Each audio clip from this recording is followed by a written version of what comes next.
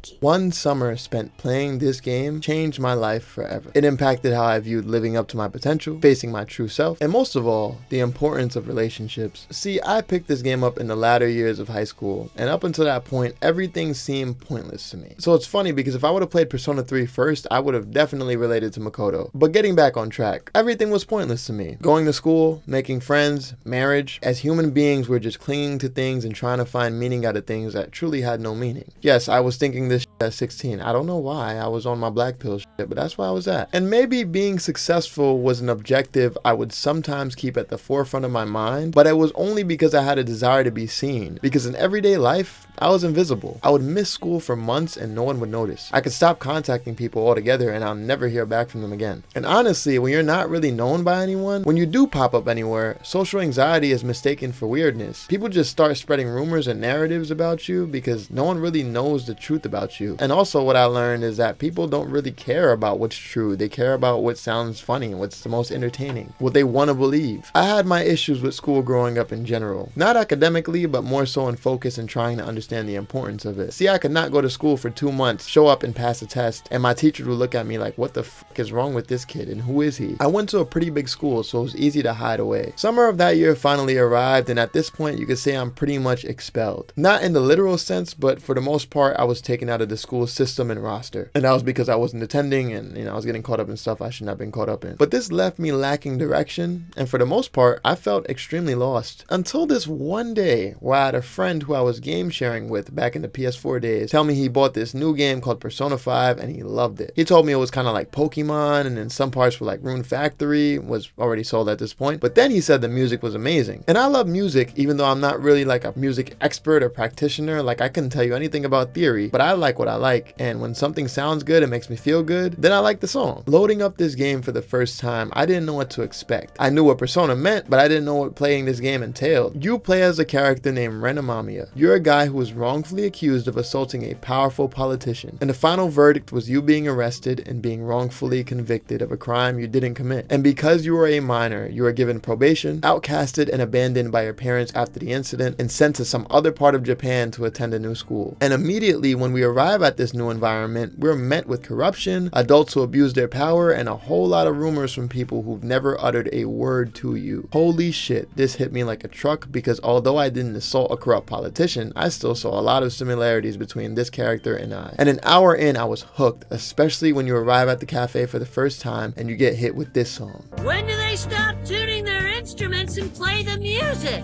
That is the music! Where have you been? Been searching all along. Beneath the Mask is an iconic song, I think, for me, and I think anyone that's played this game. It's a fan favorite for a reason. It has everything that you need. It has the welcoming aura of a song that's letting you know, like, hey, this is a point of safety, you're back. But at the same time, you're in a place of pondering and finding yourself, right? That's what the lyrics are talking about. It's, I'm afraid to show myself, so I'm kind of constantly shifting and trying to blend in to fit in with everyone else. And I think a lot of people can relate to that theme, especially the main character. The whole point of the character is, even though he has a name canonly, in terms of gameplay, you're naming him. So it could be you, it could be your cousin, it could be someone completely made up, but you're deciding his choices. You're deciding how he acts and what he does. You're deciding what his personality is like. And Beneath the Mask just captures all of that so perfectly. I love how this game was told from like the future going back. So like the first half, it's you in the interrogation, and it's basically you recalling the events as you remember them to your prosecutor. I fell in love with the gameplay loop here. You recruit a new ally, find a target because some bullshit's going on, and you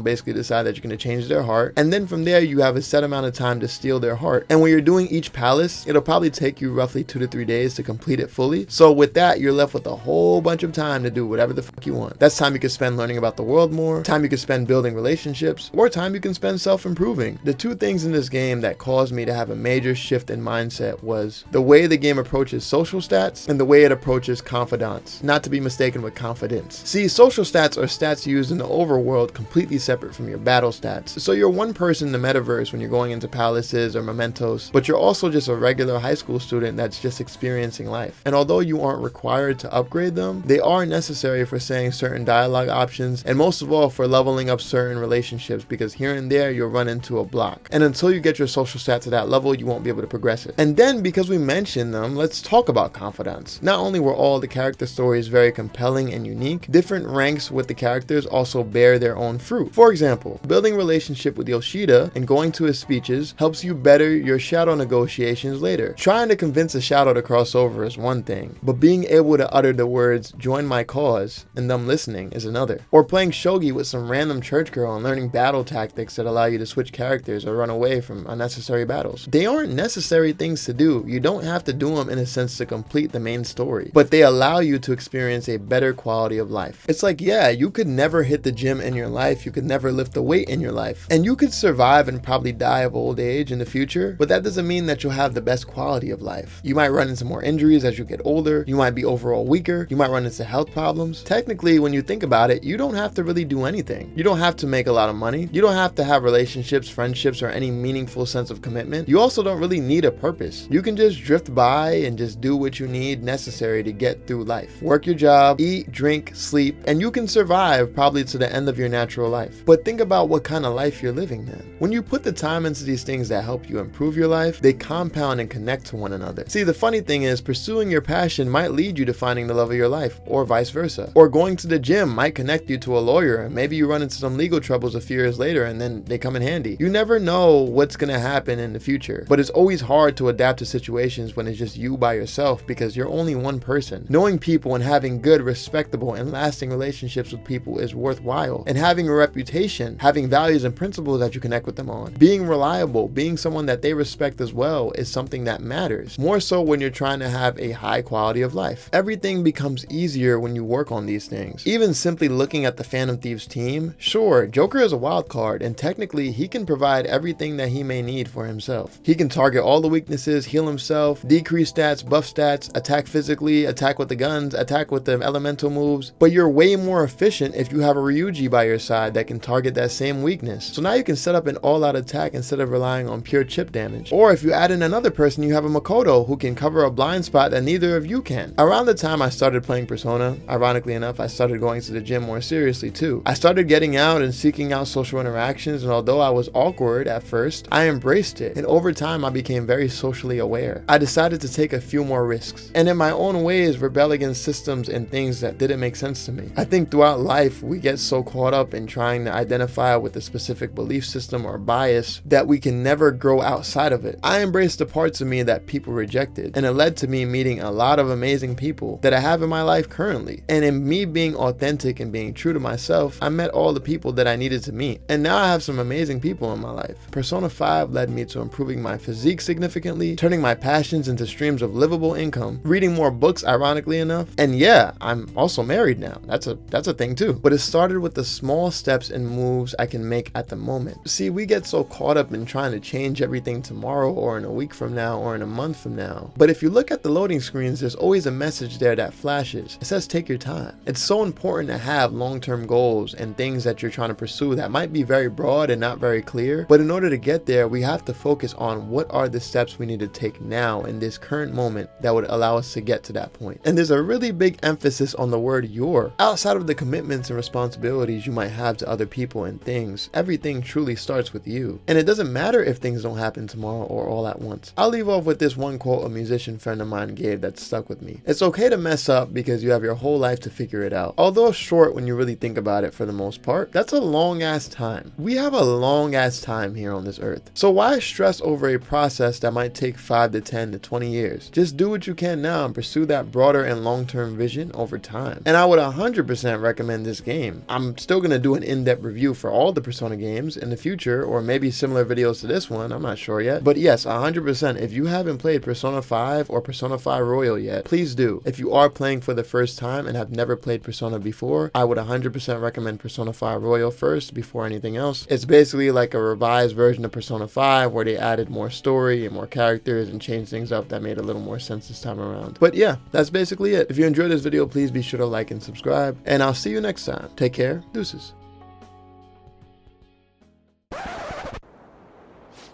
am I doing? I feel like such an idiot for getting psyched for this. Then again, we are on a trip, so... Excuse me, Miss Kawakami. About the post-beach plans. Did I find you at a bad time? Not at all! What's the matter?